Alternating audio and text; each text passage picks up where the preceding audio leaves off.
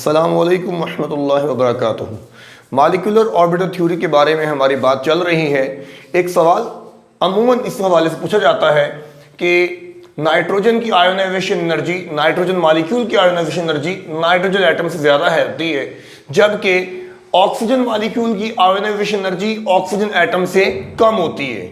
और ये वाकई दुरुस्त है, क्योंकि इनकी जो वैल्यूज आती हैं हमारे पास, अगर आप लिटरेचर से देखें तो नाइट्रोजन के लिए आयोनाइजेशन एनर्जी की वैल्यू 1503 किलो जूल पर मोल बताई जाती है।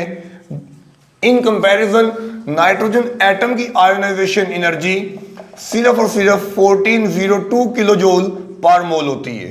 तो यहां से ये क्लियर हो रहा है कि नाइट्रोजन मॉलिक्यूल की आयोनाइजेशन एनर्जी नाइट्रोजन एटम की आयोनाइजेशन एनर्जी से ज्यादा है।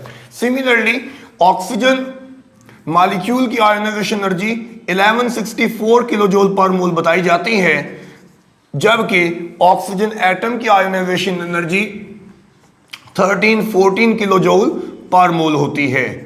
तो यहां से ये बात क्लैरिफाई हो रही है कि स्टेटमेंट अपने अंदर बिल्कुल दुरुस्त है। हाँ, इसको एक्सप्लेन करना जरूरी है। तो जैसे मैंने कहा कि इसका ताल्लुक मॉलिक्यूलर ऑर्बिटल थ्योरी के साथ है, तो हम ये देखेंगे कि नाइट्रोजन मॉलिक्यूल और ऑक्सीजन मॉलिक्यूल की मॉलिक्यूलर ऑर्बिटल डायग्राम के अंदर हमें क्या बताया गया। तो मैं यहाँ पे सिर्फ उसकी एनर्जी सीक्वेंस लिखूंगा।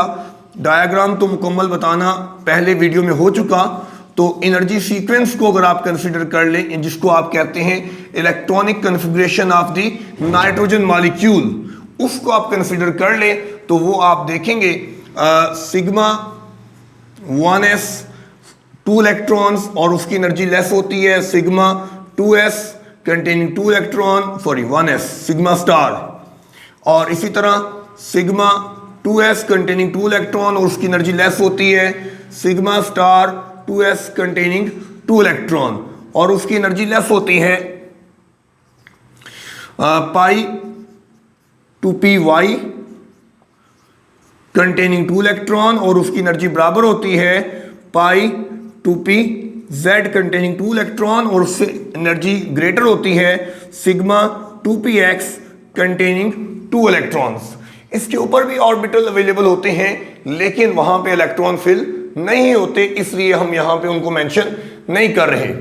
इन कंपैरिजन ये है नाइट्रोजन के लिए। और ऑक्सीजन के लिए अगर हम बात करें तो ऑक्सीजन के लिए ये कैसे चलेगा, सिग्मा 1s कंटेनिंग 2 इलेक्ट्रॉन और उससे एनर्जी ज्यादा है sigma star 1s containing 2 electron और फिर ग्रेटर है सिग्मा 2s कंटेनिंग 2 इलेक्ट्रॉन और उसकी एनर्जी कम होती है sigma star 2s containing 2 electron और फिर उसके बाद आता है सिग्मा 2px कंटेनिंग 2 इलेक्ट्रॉन और उसकी एनर्जी उससे फिर आगे अगला जो है वो है pi 2py containing 2 electron equal to pi 2pz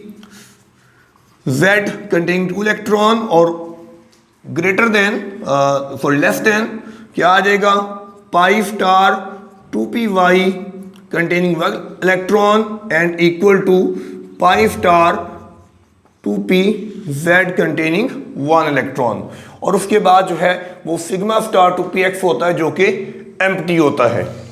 तो आयोनाइजेशन हम किसे कहते हैं, आयोनाइजेशन एनर्जी। आयोनाइजेशन एनर्जी कहती है the minimum amount of energy required to remove electron from the valence shell.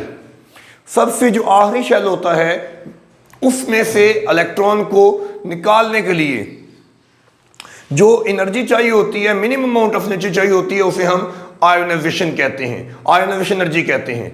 Atom के लिए हम बहुत डिटेल में डिस्कस कर चुके हैं और मॉलिक्यूल के लिए फर्स्ट टाइम हमने देखा कि मॉलिक्यूलर ऑर्बिटल थ्योरी जो इसको इंट्रोड्यूस कर रही है, क्योंकि आपने मॉलिक्यूलर ऑर्बिटल थ्योरी के अंदर जहां पे मॉलिक्यूल्स की बात की है वहां पे मॉलिक्यूलर आयंस की भी बात की है। तो जब मॉलिक्यूलर आयंस को कहा जाएगा, मॉलिक्यूलर आयन के बारे में बताया जाएगा, तो ऑब्वियसली वहां पे आयोनाइजेशन एनर्जी की बात जरूर आएगी।